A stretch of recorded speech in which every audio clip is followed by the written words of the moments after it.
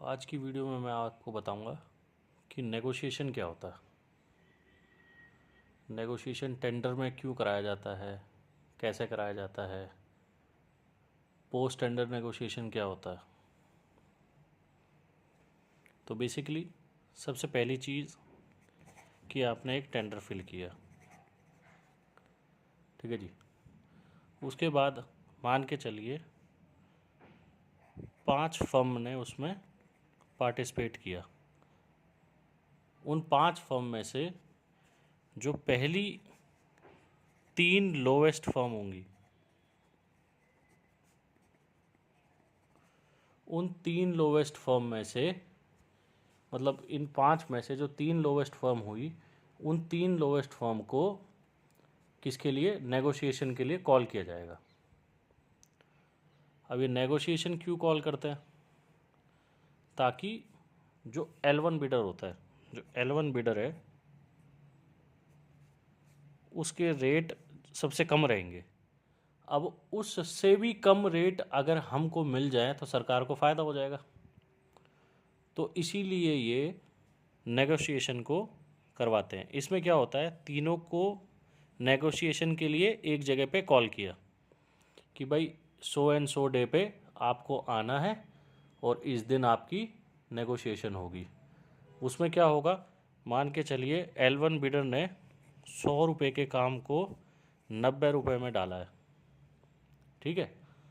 और L2 ने जो मतलब कि जो लोवेस्ट सेकंड होगा उसने डाला है 100 रुपये के काम को 95 रुपीज़ में, और L3 ने डाला है 100 रुपये के काम को 97 रुपीज़ में।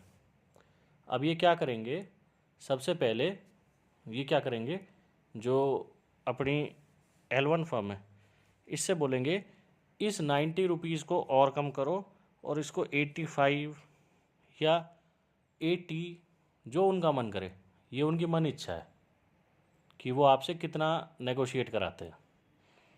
फिर L1 वाले से बोलेंगे 85 तक में लाओ। L1 वाला मना कर देगा, मैं नहीं करूँगा 85 में, मैं अपने इन्हीं रेटों में काम करूँगा 90 वालों में, मैंने अपना कंपटीशन में लिया है, मैं क्यों कम करूँ। फिर वो L2 को बुलाएंगे, बोलेंगे कि आप 85 में काम करो, L1 के रेट में भी नहीं, L1 के रेट में से भी कम में काम करो। L2 बोलेगा नहीं, मैं तो ज़्यादा से ज़्यादा L1 के रेटों में काम कर दूंगा, इतने नीचे नहीं करूँगा। ठीक है भाई, L2 भी नहीं माना।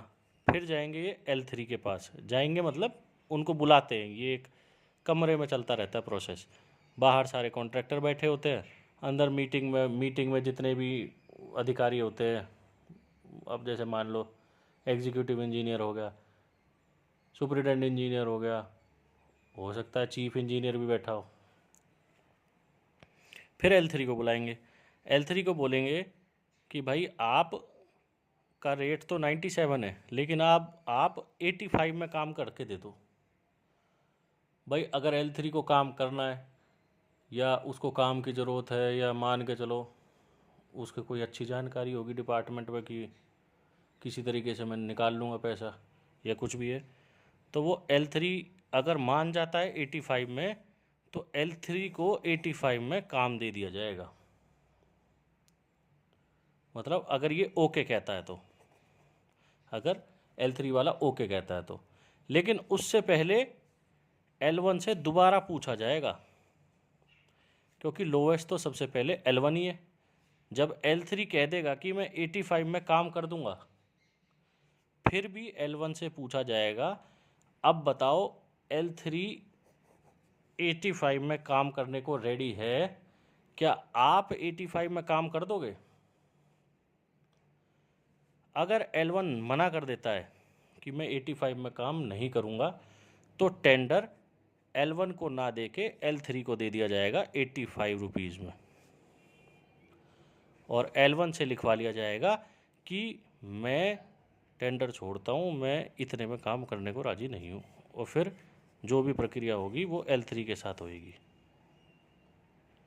ऐसे कई बार L1 ऐसे कई बार होता है कि L1 को ना टेंडर देके L3 टेंडर ले गया, क्योंकि नेगोशिएशन में वो इतने कम में काम करना नहीं चाहता था।